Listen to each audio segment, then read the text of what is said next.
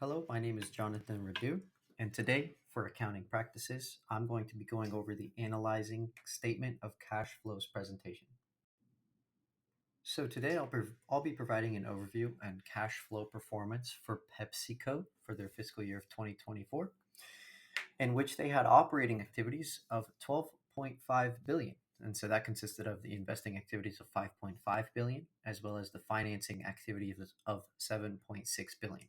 And so the total operating cash flow decreased slightly from 13.4 billion in 2023, a year before, but the company maintained consistent investment and shareholder return values. And below, I've also submitted a screenshot there of the 10K annual report showing these values.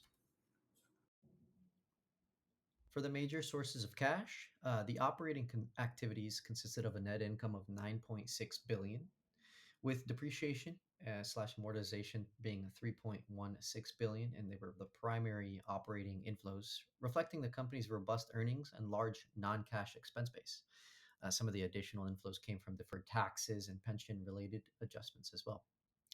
For investing activities, the sales of property, plant, and equipment totaled 342 million, and other divestitures at 166 million generated cash inflows. In prior years, proceeds from the divestitures, such as the juice transaction, also bolstered investing cash flow. And then lastly, financing activities. Some of the major inflows came from long-term debt issuances of totaling $4 billion and some short-term borrowings of 5.8 billion. And so proceeds from stock options exercises 166 million also contributed to financing inflows.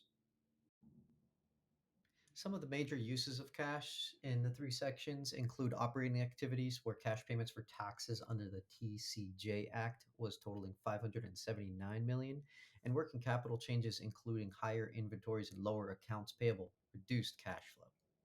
So restructuring and product recall payments were smaller, but still notable uses of cash.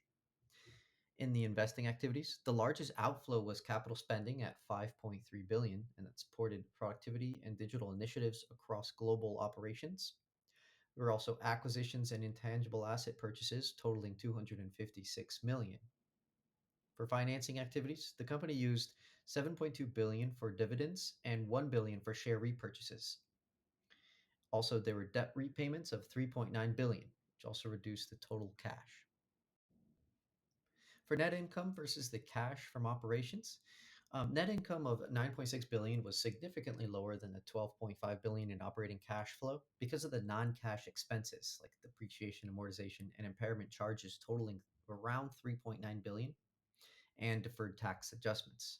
So, as explained in our textbooks by Young, Cohen, and Benz, net income reflects performance under accrual accounting principles, where revenues and expenses are recognized when earned or incurred, while cash flow from operations adjusts for non-cash transactions and timing differences, offering a more clearer picture of actual liquidity and operational efficiency.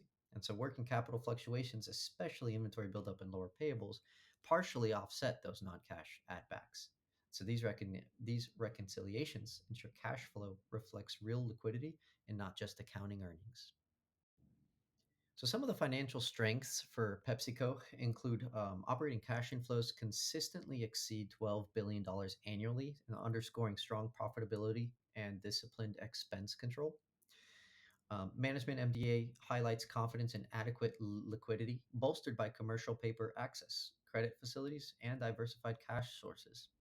The company's free cash flow of 7.5 billion supports ongoing dividends and repurchases while leaving capacity for capital expenditures. These trends suggest continued financial resilience and the likelihood of sustained shareholder returns. For financial weaknesses, I would say that the primary weakness arises from working capital inefficiencies, notably slower collections and higher inventories, and continued heavy capital spending that restrains free cash flow growth. Additionally, financing outflows exceeded inflows, causing a 1.2 billion decline in total cash. While manageable, these trends warrant monitoring if sales growth slows or interest costs rise.